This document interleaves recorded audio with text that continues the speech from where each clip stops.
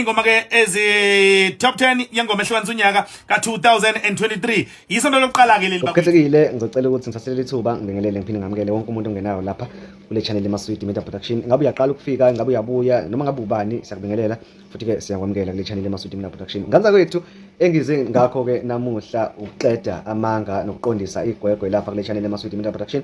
Kuyaye ke kusiphula inhliziyo kanye kusiphathe kabi ke behind the scene because kuyaye kwenzeke ke sihlale nje sibheka ama comments wonke akhona ke ku channel, siphinde futhi siwaphendule lawo ke anembuzo, siphinde futhi ke silike lawo ke angenambuzo, sikhombisa ukuthi cha siyakuzwa ke osuke kushiwo ke umlaleli wethu. Kuyaye ke kusiphula inhliziyo ke uma ngabe sesibheka lapha nama comments bese sithola umuntu ke esiphikisa. Asinankinga nakho konke okunye, ungasithuka ungasho noma ngabe yini ngoba vele ke inhlamba hlale sithola kuthiwa ke uma ngabe ungayithola inhlamba kusho lokho kwenzayo kuyabheda. Nganza kwethu ke siyaye ke siwabheke ke ama comments, kuyaye kusiphula inhliziyo kakhulu ukuthola umuntu ke esiphikisa echitha impela azahleke thothi baze bavumelane ke babe bathathu babe babili babe bane bevumelana ke bethi cha unamanga okanye ke cha banamanga, cha lento abayishoyo ayilona iqiniso. Okusiphathe kabi kakhulu ke ilento ke eyenzakele ke emva kokuthi ngoLwesihlanu silethe ke ipost ekhuluma ngeTop 10 yoKhozi FM ukuthi ihamba kanjani. Sikuvezela ukuthi ingoma engu number 1 ngama votes ekamthandeni igcoma elisha, number 2 ubeke ekakhuzani, bese kulandela zonke ke lezi zinye zamanye ama genre. Kuye kwasiphatha kabi ukubona abantu ke bekhomenta ke besichitha bethi cha sinamanga. Kwake kwenzeka nanini ke ukuthi uKhozi FM luveze ke iTop 10 ubeke ungakashaya isikhathi sokuthi ke uqedwe ukuvota. Kule video kanamhlanje ngizokulethela ubufakazi, sizokubonisa uTshatha ngobe isipeshela sakanongoma sikuvezela sisho sona ngowasi umlomo ukuthi ke iTop 10 uTshatha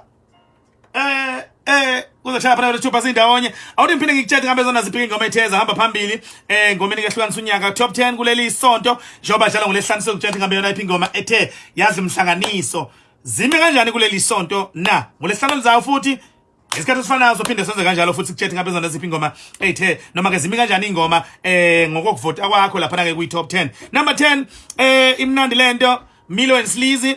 Number 9 ufunani Chaos. Number 8 Gonke Andile Majola. Number 7 Hurricane Master KG and DJ La Timmy Bedi Tubula. Number 6 Dumim Cockstat Angimbonanga. Number 5 Tembalami Luvez Uslu and Kekamacheta. Kube number 4 Hello DJ Kotini featuring Big Naz Betty Hello yeah.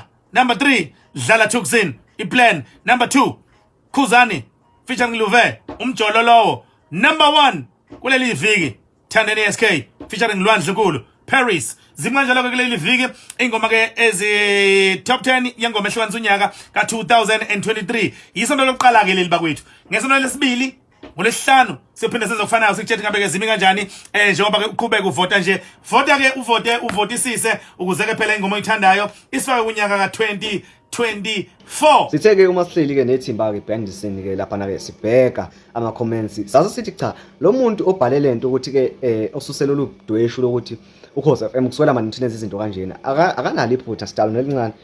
Abantu abanephutha elikhulu uKhozi FM. Ngaza kwethu angazoma niyaqaphela into ukuthi njalo uma ukhona ke umaskane weTop 10 uKhozi FM kuba khona into eshintshayo, kuba khona into entsha efikayo, kuba khona into entsha evalwayo. Sengiqala ukumkholwa ke lo muntu osuke ethi uKhozi FM ke ludla amandla amabhinqa, ludla imali zamabhinqa. Ngeke ukukhumbuza ngathi ke kuhlukanisa uKhuzani unyaka. Ngathi kuhlukanisa uKhuzani unyaka ingoma kaKhuzani yadlala kuqala kunengoma iphuma number 2. Kwakwenziwa yini lokho? Kwaqala kwadlala ingoma kaKhuzani kwalandelwa ngengoma ephuma number 2 kwakuyingoma kaMthandeni letha amageje kwayima idlala kwagcina yona. Nanini kwenzeka lokho? Okwesibili ngicela sikhumbule kulo nyaka weCovid-19 ingoma kanti encane ukuthi yakhishwa nini ingoma ehlonisa unyaka. Ingoma ehlonisa unyaka kulo nyaka yakhishwa ngoMashi mhla zi-29.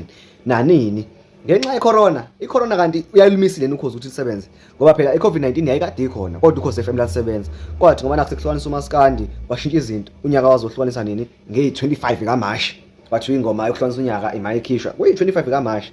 Siphinde sibuye futhi kulo nyaka esiphuma kuona iBig Naz ihlukanisa unyaka ukhona usikweletu. Usukela nanini kuthiwa khona ingoma ekwazi ukuthatha ama votes ayo iphisane ngawo. Thuotira bathatha ama votes abo kuyingoma zabo baziphi iBig Naz. Kwakwenzeke nanini lokho?